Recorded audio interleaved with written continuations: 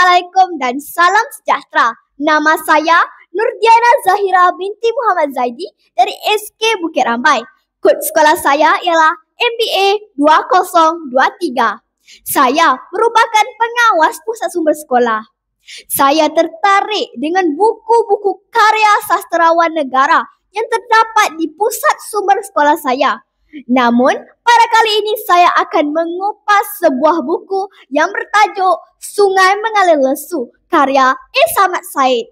Sungai Mengalir Lesu ialah novel karya sastrawan negara Samad Said yang menggambarkan kehidupan masyarakat di Singapura semasa pendudukan Jepun dalam Perang Dunia Kedua. Novel ini mengisahkan penderitaan, kelaparan, dan perjuangan hidup sekelompok individu yang tinggal berhampiran sebuah sungai yang menjadi saksi bisu kepada nasib malam mereka. Cerita ini melatarkan sebuah kampung di tepi sungai di Singapura di mana penduduknya terpaksa berdepan dengan ancaman tentera Jepun dengan serangan bom dari tentera bersekutu.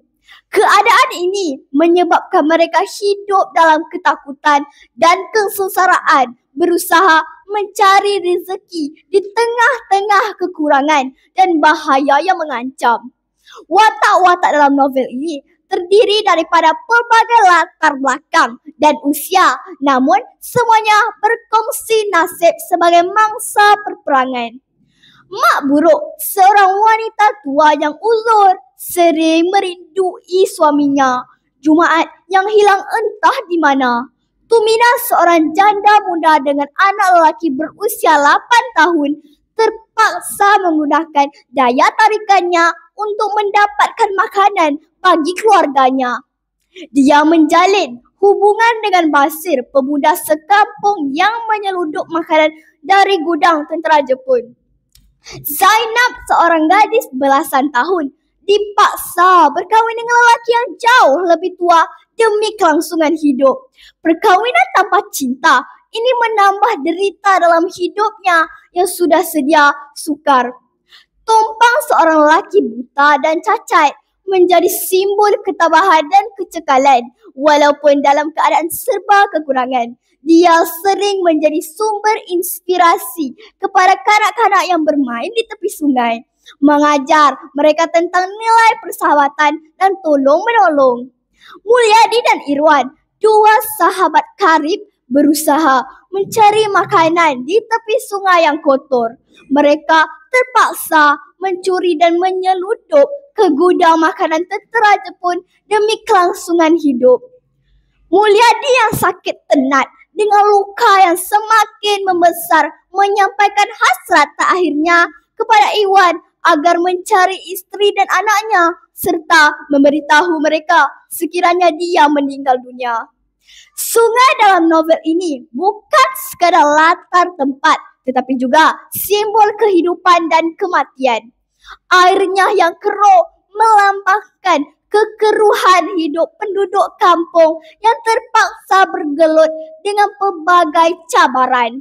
Sungai itu menjadi sumber rezeki bagi mereka yang mencari sisa-sisa makanan, namun juga menjadi tempat berlakunya tragedi seperti pembunuhan dan bunuh diri. Jambatan hijau yang merentangi sungai itu pula menjadi saksi bisu kepada pelbagai peristiwa baik yang menggembirakan maupun yang menyedihkan. Novel ini turut menampilkan nilai-nilai kemanusiaan yang tetap wujud walaupun dalam keadaan sukar. Contohnya, dialog antara Sukon dan Dalim menunjukkan keprihatinan terhadap nasib Tompang yang tidak mampu menyelamatkan diri jika bom meletup. Nilai persahabatan juga jelas terpancar dalam hubungan antara Irwan dan Mulyadi yang saling menjaga dan membantu antara satu sama lain walaupun dalam keadaan serba kekurangan. Selain itu, novel ini menggambarkan bagaimana peperangan memaksa individu untuk melakukan perkara yang bertentangan dengan nilai moral mereka demi kelangsungan hidup. Sanlima pula, seorang gadis remaja terpaksa menyerahkan dirinya kepada tentera Jepun sebagai pertukaran untuk makanan bagi keluarganya. Tindakan ini mencerminkan betapa terdesaknya situasi yang dihadapi oleh penduduk kampung sehingga terpaksa mengadakan maruah demi kelangsungan hidup. Samad Said dengan cermelang menggambarkan realiti kehidupan semasa pendudukan Jepun melalui penceritaan yang jujur dan menyentuh hati.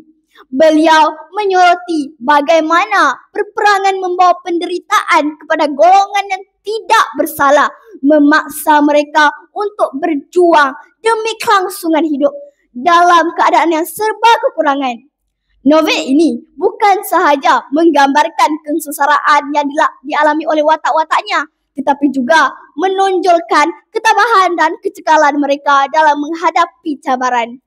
Sungai Mengalir Lesu juga berperanan sebagai dokumentasi sejarah sosial yang berharga, merakamkan pengalaman getir masyarakat semasa pendudukan Jepun. Ia mengingatkan pembaca tentang betapa pentingnya menghargai keamanan dan kestabilan serta menghindari perperangan yang hanya membawa penderitaan kepada manusia. Novel ini mengajak pembaca untuk merenung tentang nilai-nilai kemanusiaan dan bagaimana ia tetap wujud walaupun dalam situasi yang sukar. Secara keseluruhannya, Sungai Mengalir Lesu adalah novel karya yang mengunggah perasaan, mengajak pembaca untuk merenung tentang kesan peperangan terhadap individu dan masyarakat. Ia menonjolkan ketabahan manusia dalam menghadapi cabaran serta nilai-nilai kemanusiaan yang tetap utuh walaupun dalam keadaan yang paling mencabar.